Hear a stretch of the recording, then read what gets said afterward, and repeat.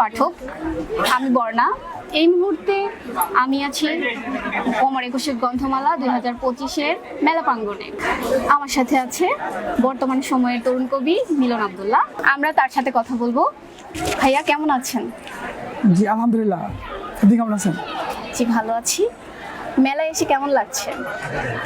এবার মেলা এসে অন্য মেলার থেকে একটু বেশি ভালো লাগা কাজ করতেছে এই জন্য, কাজ আমাদের হচ্ছে এবারই প্রথম টার্ম আমরা দেখছি যে আমাদের ইসলামিক বইগুলো, ইসলামিক স্টলগুলো অনেক বেশি দেখছি, যেগুলো হচ্ছে আমাদের ভালো লাগার অনেকগুলো কারণের মধ্যে একটা। আচ্ছা, অমর একুশের গ্রন্থমালা 2025-এ আপনার নতুন বই এসেছে, তবুও কবিতারা অবাধ্য।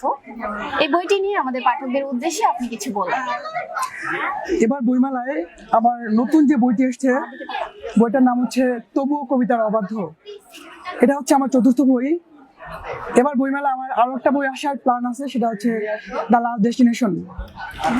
তবুও কবিতার অবাধ্য হচ্ছে মূলত এমন কবিতা যে কবিতাগুলো স্বাধীন চেতা, যারা মুক্ত বিহঙ্গের মতো উঠতে চায় আকাশে, যারা অধিকার নিয়ে বাঁচতে চায়, যারা শব্দের খোঁজে আসমান ভেদ করে পৌঁছে যেতে চায় আসে আজিম পর্যন্ত, যারা শব্দের ব্যানার ছুটতে চায় স্বৈরাচারীর বুকে। কবিতাটা হচ্ছে প্রেম, বিদ্রোহ এর সমান তালে অধিকার নিয়ে কথা বলবে। আপনি যদি কবিতাদের রুখে দিতে চান, এটা কথা বলা বন্ধ করতে চান, এরা কখনোই আপনার বাধ্যতা মেনে নিবে না।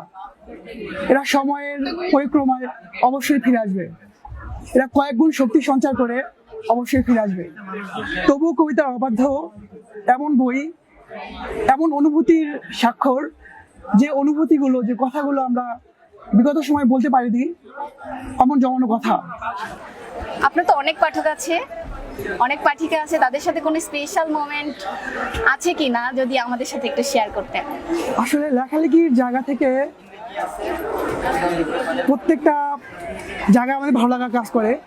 এর মধ্যে ডিফারেন্ট একটা পার্ট হচ্ছে, গত বইমেলায় আমার একটা বই আসছে স্মৃতির কয়েদি।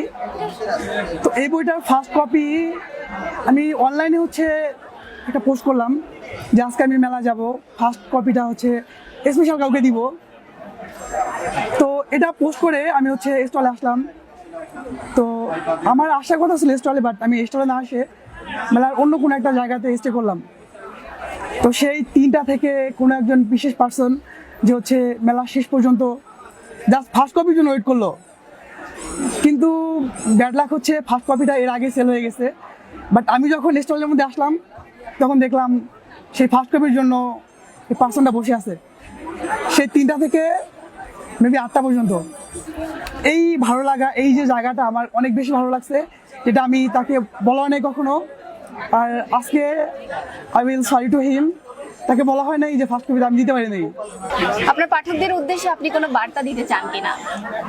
আসলে বার্তা বলতে শুধু আমার না, সব পাঠকদের জন্য একটা কথা বলা থাকবে, বইমেলা অনেক বই আসবে, অনেক লেখা আসবে। তো পাঠক যারা আছে, পাঠক শ্রেণী, বই কেনার সময় অবশ্যই এরা বইয়ের মানগুলো দেখে কিনবে। আমাদের এরকম অনেক ক্রিয়েটিভ পার্সন, ইউটিউব পার্সন, টিকটকাররা হচ্ছে এখন বই করছে, এদের সেই স্রোতের ভিড়ে আমাদের আসল লেখক যারা যারা হচ্ছে আমাদের পড়ুয়া লেখক, এদের বইগুলো প্রমোট হচ্ছে না। এটা হচ্ছে আমাদের একটা কষ্টের জায়গা। এই জন্য পাঠকদের আমরা এটাই বলবো, আপনারা বই কিনেন, সাহিত্যের অর্থ বুঝে বই কিনেন। টিকটকার, ইউটিউবার যারা আছে, এদের ফেস দেখে আপনারা বই কিনবেন না।